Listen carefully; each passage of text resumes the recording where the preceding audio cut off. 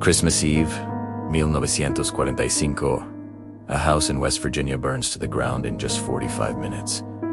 5 children are trapped inside. But when the smoke clears on Christmas morning, there are no bodies. No bones. Nothing. Experts said the fire wasn't hot enough to cremate them completely. So, if they didn't die in the fire, where did the Sodder children go? The story begins in Fayetteville, West Virginia, with the Sodder family. George and Jenny Sodder were Italian immigrants who had built a good life for themselves and their 10 children. As Christmas Eve of 1945 settled in, their home was filled with the usual happy chaos. The older children, who normally would have been in bed, begged to stay up late to play with their new Christmas toys. Jenny agreed on the condition that they remembered to feed the cows and lock the doors before they went to sleep. She went to bed around 10 o'clock, with George joining her shortly after. But the peace of this silent night was about to be shattered. And looking back, there were warning signs. Just a few days before, a stranger had knocked on their door, asking about hauling work, but then oddly pointing to their 2 fuse boxes and warning that they would cause a fire someday. Even more chilling, George Sodder was an outspoken critic of the Italian dictator Benito Mussolini. Another man had recently threatened him over his political views, saying, "Your house is going up in smoke, and your children are going to be destroyed." Around 12:30 a.m., Jenny was woken up by the phone ringing. She answered. A woman on the other end asked for a name she didn't recognize. Jenny told her she had the wrong number, and heard strange laughter and the clinking of glasses in the background before the woman hung up. Thinking nothing of it, she went back to sleep. She noticed the lights were still on and the front door was unlocked, but assumed the older kids were still up playing. Just half an hour later, at 1 a.m., she woke up again, this time to the smell of smoke. Her room was filled with it. The fire had begun. George and Jenny scrambled to get out, grabbing 4 of their children.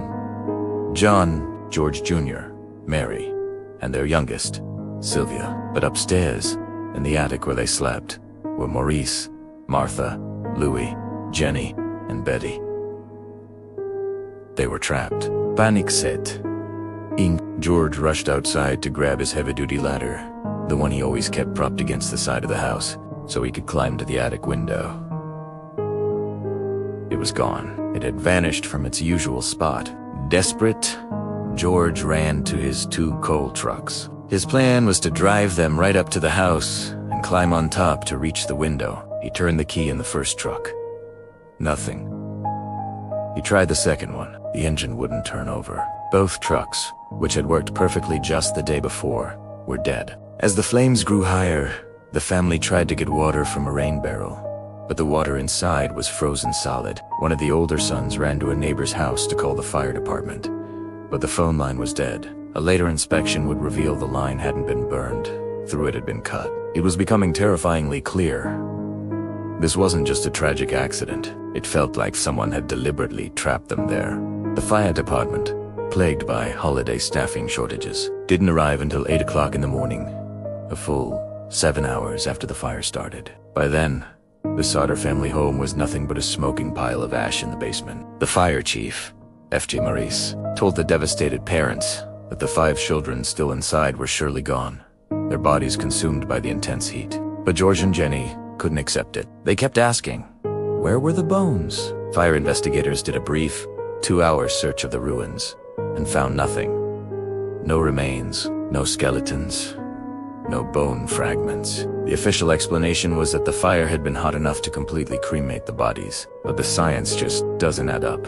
A typical house fire burns for a short time at around 2,000 degrees Fahrenheit. Professional cremation, which still leaves behind pounds of bone fragments, requires much higher temperatures sustained for several hours. The Sodder's fire was over in less than an hour. Adding to the mystery, searchers found household appliances in the ashes, warped but still recognizable. George Sodder himself later took a bulldozer and sifted through the dirt, and he found the same. Toasters, pots, and pans had survived.